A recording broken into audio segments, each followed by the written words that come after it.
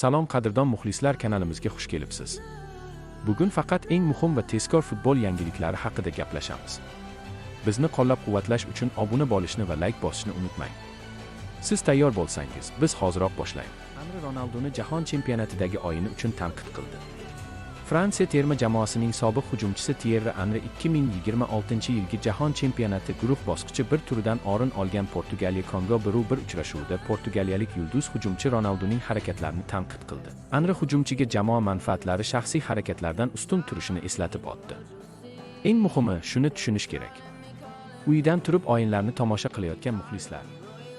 Gol jamoa foydasi uchun urilmogi lozim, shaxsiy statistika uchun emas. Tushuntiraman.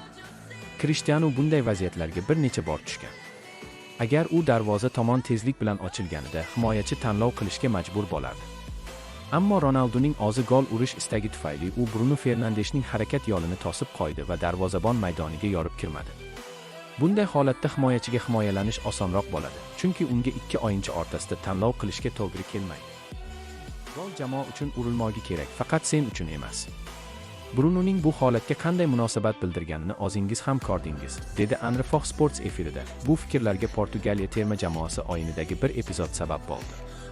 Unda jamoa sardori Ronaldo qulay vaziyatda turgan holda Kongo darvozasiga zarba berishni ma'qul ko'rdi, ammo nishonni aniqlay olmadi. Henryning fikricha, mazkur vaziyatda Ronaldo to'pni yarim himoyachi Bruno Fernandeshga o'tkazib yuborish kerak edi. O'zbekiston terma jamoasi futbolchilarining Kolumbiyaga qarshi o'yini qanday baholandi? O'zbekiston milliy terma jamoasi 2026-yilgi jahon chempionati guruhi birinchi turi doirasida Kolumbiyaga qarshi maydonga tushdi.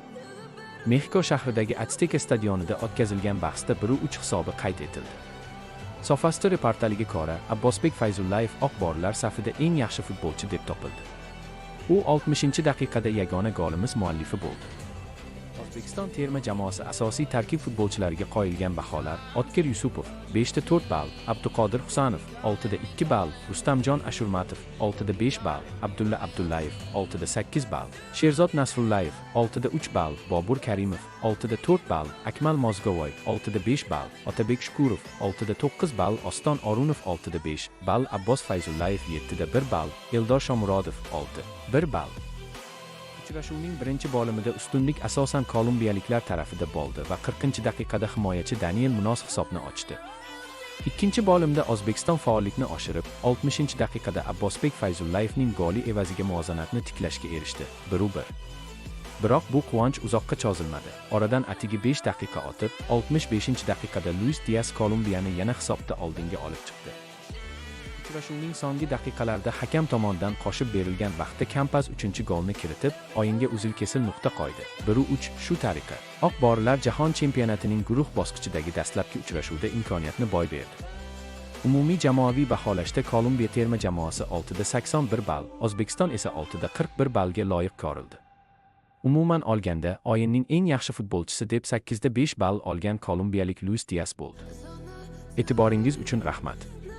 Futbol olamidagi eng qaynoq voqealarni biz bilan kuzatishda davom eting. Kanalga obuna bo'ling va qo'ng'iroqcha tugmasini bosib qo'ying. Ertangi yangiliklarda ko'rishguncha omon bo'ling.